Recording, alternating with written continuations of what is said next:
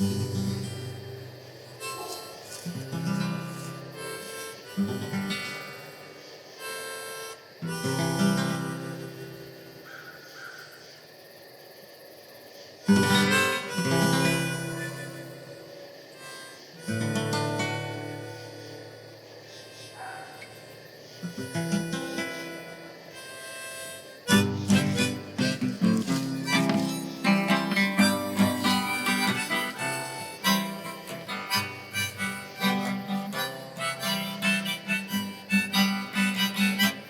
to the show. Welcome to the show. The Mr. Marty Show. The Mr. Marty Show. Yeah, you got friends. Friends that you didn't even know. They're friends on the Mr. Marty Show. The Mr. Marty Show.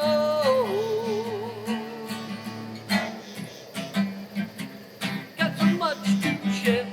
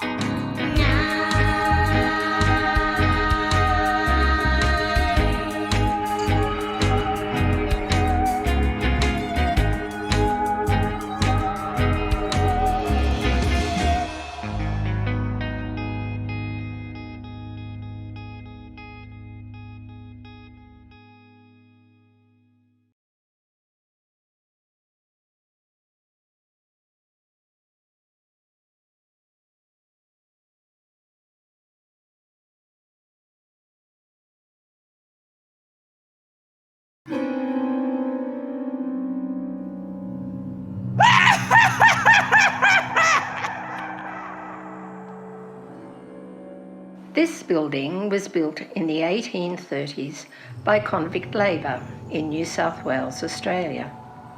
It stands on the original grant of 100 acres made to Andrew Hume, a well-known early settler in 1812. My husband owned the property for a few years in the late 1950s. He and visitors all shared the same supernatural experiences.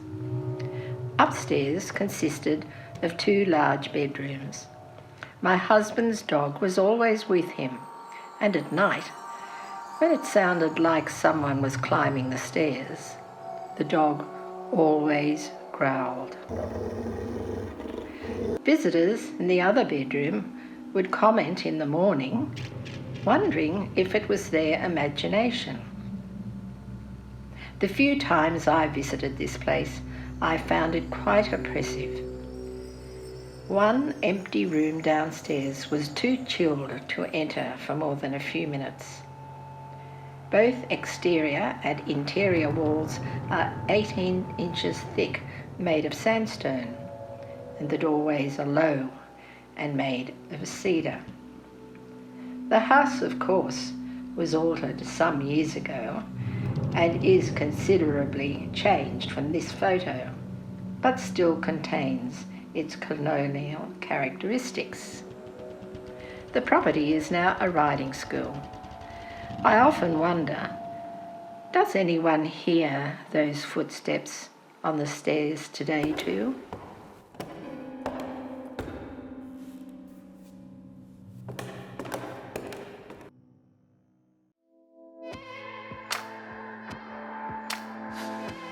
Hello everyone, there's a new ghoul in town, and her name is Thistlebush. This is Marty's latest scratch art piece. Measures 17 by 14 and 3 inches deep in the frame, illuminated with LED lighting behind. The image area is 8 by 10. Thistlebush was just chosen for the Phantasmagoria 5 exhibition at Jacoby Art Center in Alton, Illinois.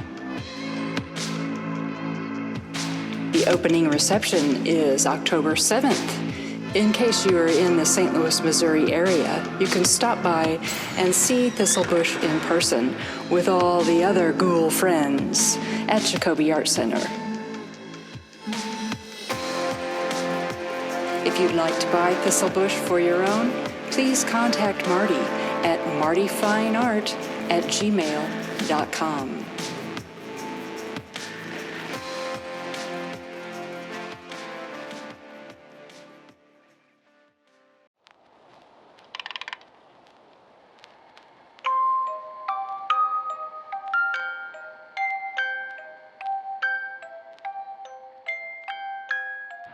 Hello, my name is Darlene Pearlstein, and I'd like to read you a poem from my book, Rabbits, Frogs, and Other Mischief. The air is crisp and chilling, and whispering of fright, for goblins are lurking.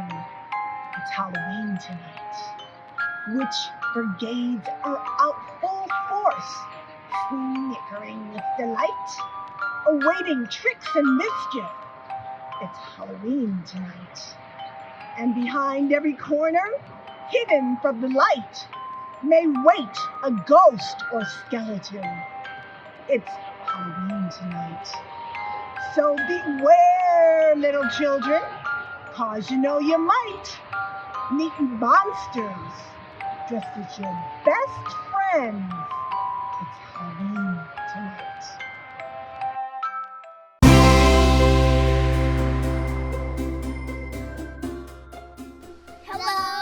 Today we are going to pumpkin.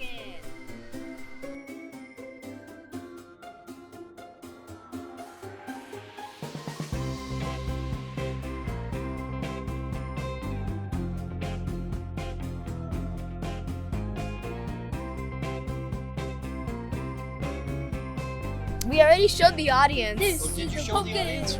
Yeah, we already showed them. So what is this going to be? And a many-eyed pumpkin. Many eyed. It's gonna be a weird core dream core pumpkin. Okay, well let me use the knife, okay?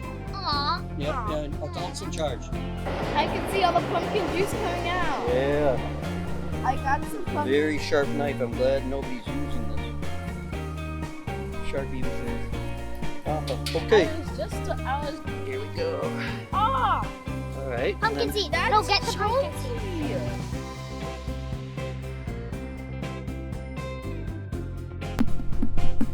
Nice instrument.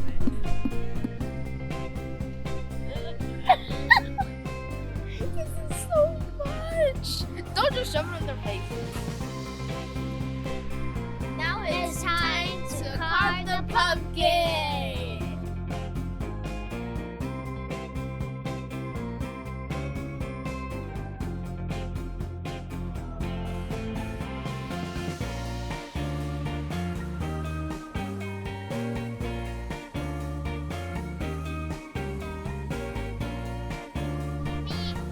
What are we looking at here, guys?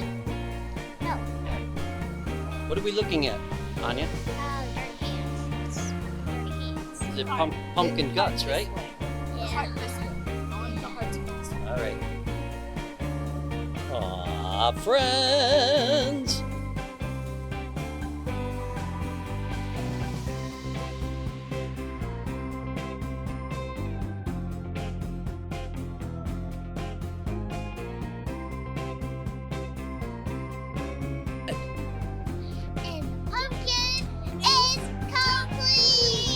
What's also special about this? But it's also the first time that Davina carved a pumpkin in her whole entire life. It's Davina's first pumpkin, and that's what we're going to call this piece. All right.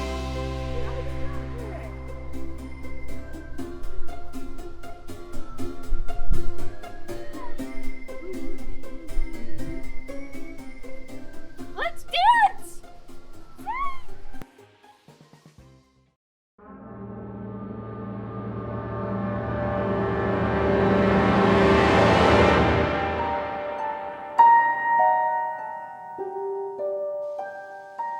Hello, Mr. Marty fans. It's The Visit, a new scratch art piece by Martin McCormack.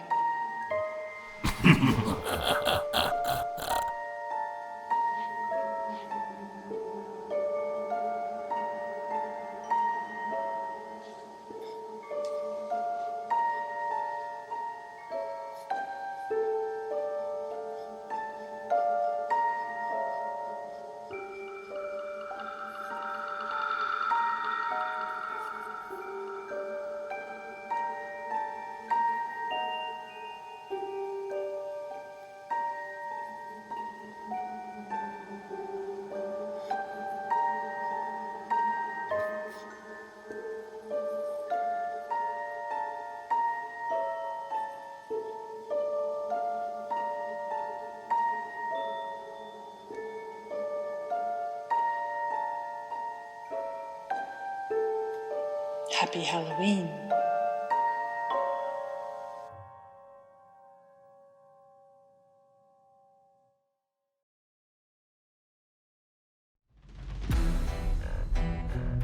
Hey, Mr. Marty fans. Here's your roving reporter here at Casket Races in Forest Park. And we are here talking to the spokesperson for the Hurry Hurry Hippo Casket. And what can you tell us about Hurry Hurry Hippos? Yeah, so we're a group of friends who like to do this every year for fun, and we thought that the board game, The Hungry Hungry Hippos, would be funny, and so that's how we got our name. Excellent, and I can tell this is not your first time around the casket race circuit. This is true. We've done this now for about 5 years, and it's a group of friends who just like to have a lot of fun.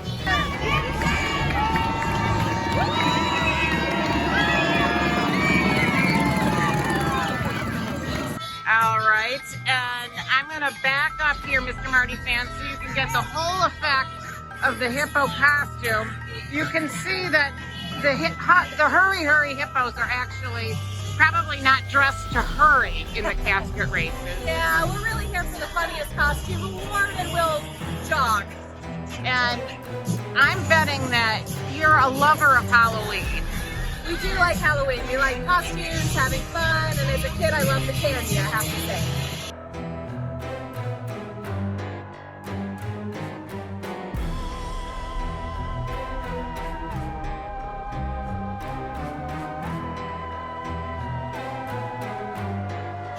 Would you say trick-or-treating is your favorite Halloween memory? Yes, I'd say trick-or-treating is my favorite Halloween memory. What would be your favorite Halloween costume that you wore as a kid? Oh gosh, I don't remember. I think my mom one year when I was really little did a Raggedy Ann doll costume. Excellent. Well, good luck, and hopefully you win the funniest costume award today. Thank you. And thank you for sharing with Mr. Marty fans. Thank you.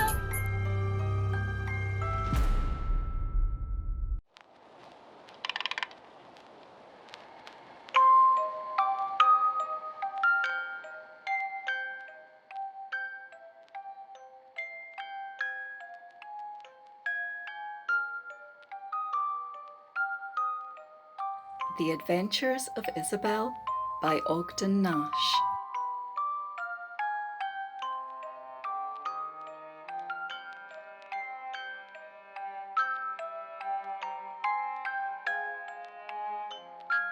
Once on a night as black as pitch, Isabel met a wicked old witch. The witch's face was cross and wrinkled. The witch's gums with teeth were sprinkled. Ho, ho, Isabel, the old witch crowed. I'll turn you into an ugly toad. Isabel didn't worry. Isabel didn't scream or scurry. She showed no rage and she showed no rancor, but she turned the witch into milk and drank her.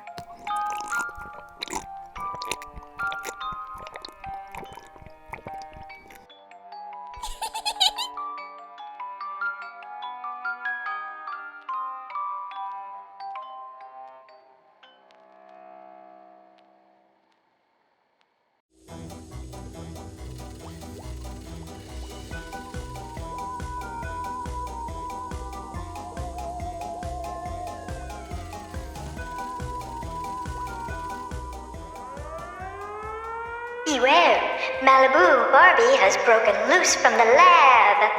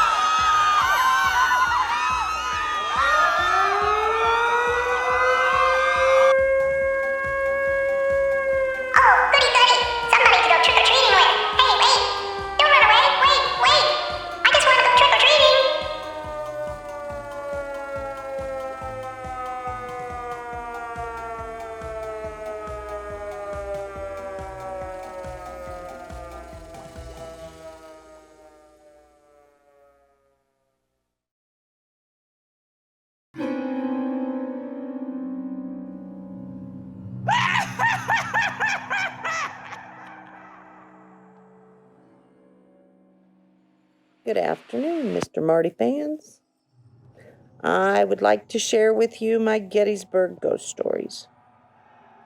Actually, there's so many from that evening that they won't all fit in a short blurb for Marty, so I'm going to tell you the one that probably was the most haunting.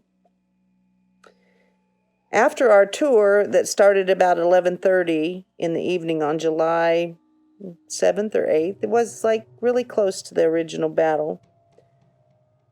It wasn't really hot, but it was foggy, which I thought was strange for July, because in Kansas you won't find fog in July. I suppose Pennsylvania might be just a little bit different. I got out of the car on our last stop at Sachs Bridge, and the first thing that hit me was the smell of pig manure. Really, really thick smell of pig manure. When I asked our guide, "Where's the pig?" she says, "You're on a national battlefield, ma'am. There are no pigs." There might not have been pigs that evening, but there were pigs there. The few days after the battle, it was really hot, and they were having trouble disposing of bodies and burying bodies and finding anywhere to put these bodies. So there was a farmer not far from Sachs Bridge. They fed the bodies to the pigs. When the pigs ran out of bodies, they went looking for bodies. Many of the men who had been injured on that battle, that even might have stood a chance of survival, had been propped up along Sachs Bridge in the creek. So if they could get to water, they might stand a chance that in a few days somebody would come for them. The pigs came, the rains came, and many of those men perished at the hands of animals. It's really vile, it's sad, it's sick, it's tragic, and it still smelled. We could hear men screaming. We could hear artillery shells. People running. There weren't people there, that would have been running or known where to run. Screaming and yelling. It went on and it pierced your ears, and it was really, for me, it wasn't as scary as it was horrific. My son-in-law wanted to go to the car at that point. He said, "I think I've had enough tonight," but we had seen a lot. The last hurrah for this, and the gal said, "It happens sometimes. I'll try it tonight. We'll see if he comes to visit." She took us to the edge of Sachs Bridge on the other end of the bridge. She lights a Marlboro Light cigarette. And if you know anything about smoking, it has a fire retardant in it. And because it's got a fire retardant, the only way that cigarette will stay lit is if it's being sucked on, right? So she lights it, and she calls to an invisible person, and she yells, "Tennessee, come here. I've got some people from Kansas here that I'd like to show you. If you show them what you can do, you'll be famous in Kansas. I promise they'll take your name home and talk about you." I thought, what the heck is she talking about? She lays the cigarette across the rounded metal railing. A few seconds later, the cigarette cherry starts to get red, and the smoke comes out, but not down here by the cigarette. She says, "Thank you, Tennessee. It's so nice to see you this evening. If you could show them your other trick." I thought, what more can there be? The cigarette turns on the metal pipe and stays perpendicular to the pipe. Then it goes again, and it turns again, and the cherry turns red, and then it turns a full 360. And then just as soon as you see the cherry light again, about 3 more times, 3 big puffs, the cigarette comes off of the pipe, and it's like somebody went, and that cigarette launched across the sidewalk into a pile of other cigarettes. Like he's done this before, clearly. I was stymied. Still am stymied. My heart still goes when I think about it. My son-in-law was ready to run to the car big time then. That night, my husband and my oldest son did not come with us. My oldest son would have run for the hills, and he still doesn't like to talk about it. But the next day, I thought, well, let's prove this point, that if Tennessee really is real, and he was a traitor that was hung on Sachs Bridge, that is the That is the wives' tale, or what do you want to call it? The fairy? I don't know. It's not a fairy tale, but that's the story that goes with him. The legend, I suppose, is a better word. I lit one of my own cigarettes that was a Capri. So anybody that smoked Capris knows that they're the size of a toothpick. Obviously, I don't smoke anymore. I lit it. I called to him. We talked to him. The very same thing happened in broad daylight, which my son was videotaping, and that he lost it on his old phone, so I don't have it, but it was as clear as a bell. Tennessee did the exact same tricks for us in the broad daylight with people walking up and down that sidewalk. I guess Tennessee is famous in Kansas, at least for my family.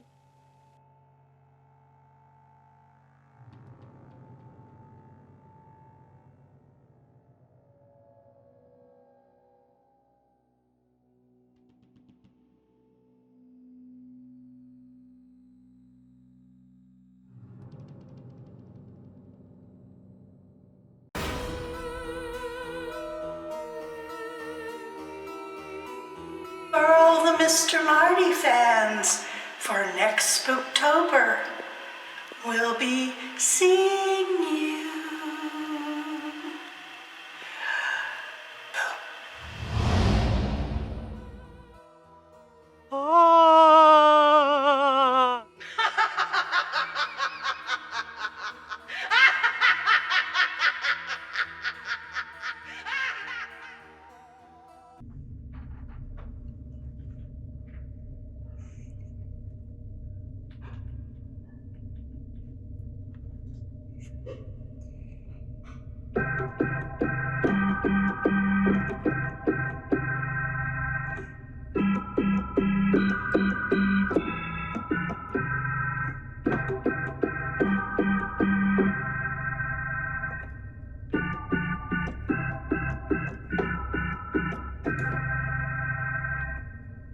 Thanks for watching the show.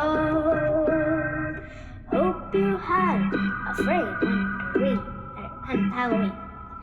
Thank you for watching the show. Ghosting goblins everywhere you go. Thank you. Hope you had a scary, terrific time. Witches and devils and all those scary monsters come to your door to die. Thank you for watching the show. Thank you for coming to see us. Hope you come again.